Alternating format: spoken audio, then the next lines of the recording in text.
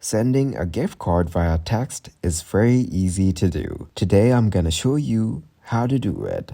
There are two ways you can send a gift card via text. Send a gift card link via text. Send a gift card image via text. If you use a tool that creates gift cards for clients, you can copy the link and send it with a simple texting, which is the same if you were sending a PDF via text.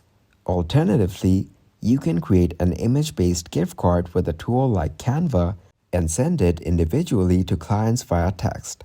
Log in to your simple texting dashboard and choose Campaigns on the left-hand side. Toggle the message type to SMS. Now select the link icon in the box, type in your message, and add the link to your gift card. The link will show up in the message that recipients can click to navigate to their gift card.